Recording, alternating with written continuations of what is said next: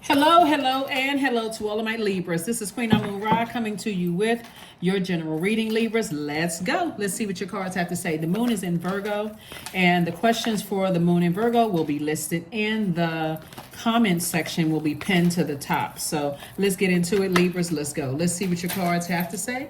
Let's see what your cards have to say, Libras. I am talking to you if you have Libra anywhere in your birth chart, not just your sun, moon, rising, or Venus, but anywhere, including if Libra is your MC or IC. I am talking to you. First card out of the deck is the Four of Cups. We have the Ace of Cups. We also have the Wheel of the Year. We also have the Goddess card. We have the Seven of Pentacles and also the King of Swords.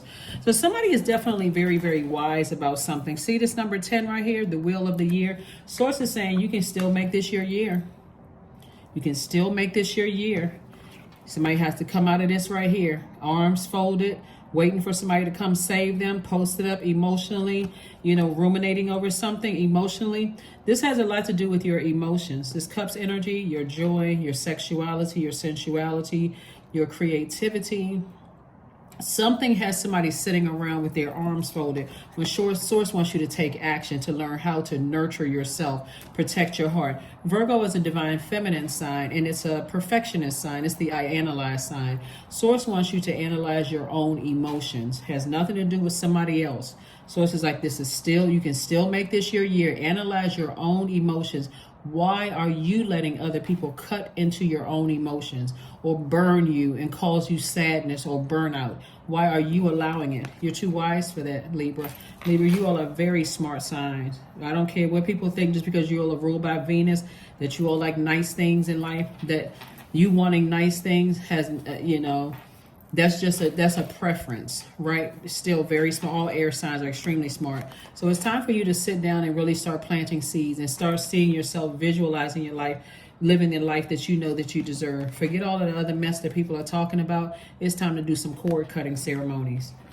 Cord cutting ceremonies. Start listening to cord cutting meditation music at night, or listen to it during the day so you can understand fully what it means and start taking care of that.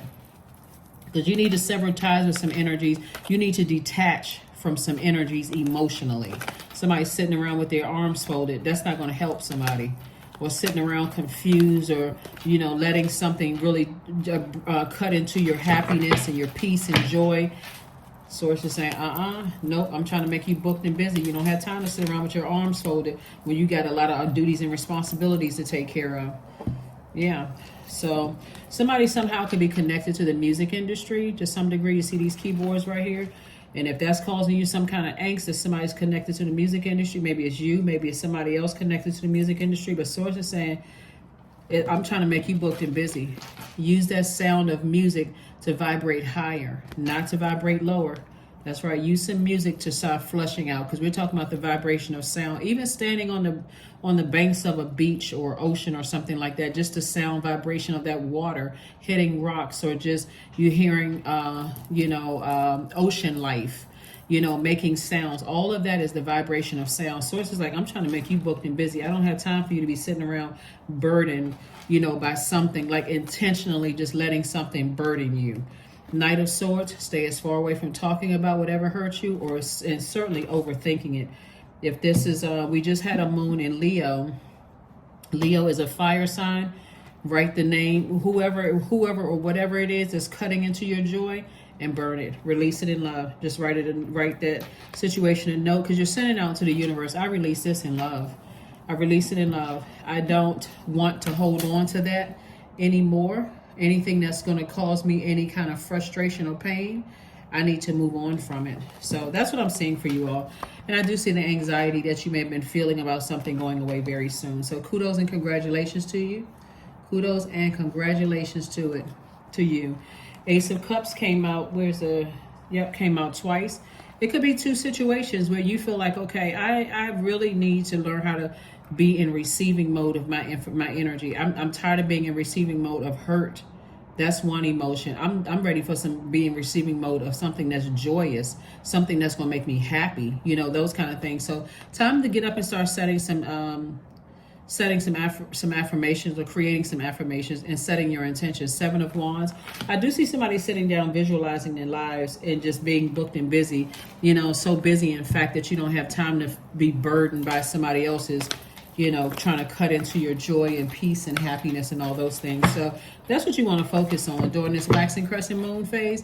Like Virgo is a very meticulous sign, sitting down and saying, I'm going to meticulously go through my own emotions. What makes me happy? What makes me sad? Right?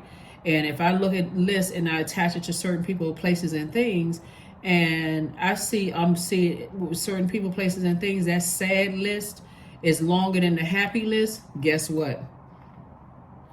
You know what I'm saying? Like, you have to make a determination. If I'm on my job and I'm still like I'm feeling it, and I gotta justify, you know, well, you know, I had to go through all of that just to get to this thing, and you know, maybe that was creating, you know, helping me to whatever it was, whatever logic you use behind it. There's 20,000 other jobs out here that you can move on to without having to deal with all of that mess.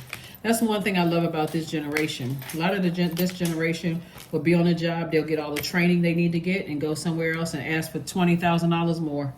And they won't get it because they're not afraid to ask, right? Or even more than that, or start their own business. They're getting all the training on their job. They're being smart about it, taking all the notes. They're like, listen, I'm just showing up for work. I can do this with my eyes closed. I'm paying them. I am doing the job I was hired for. When I get that stressed out, rather than me being in a job where I'm the one that's causing all the issues and problems, I'm taking all the training that I got from here and I'm moving on to my next wealthy place, because you're learning how to protect your own inner child. That's what you're learning how to do. So Source is trying to send love across somebody's path. And if you're focusing on something from your past that was disrupting your year, Source is like, you're not focusing on making this your year.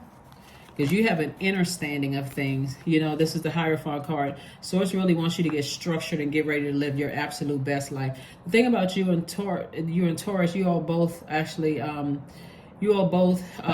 ruled by Venus. And Venus is going retrograde on the 22nd of July, which is great because it'll give you a time to slow down and think about, how do I really want to have a life, both in my personal and my professional life, on both scales of my life, a life that I absolutely love and that I'm pleased with. Because I'm saying wish fulfillment for you.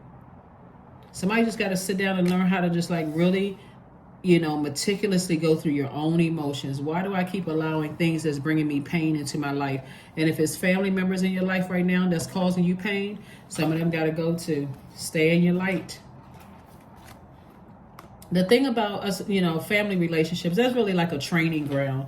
When you're starting to think, okay, I didn't know what my purpose was back then. Knew I had gifts and talents, right?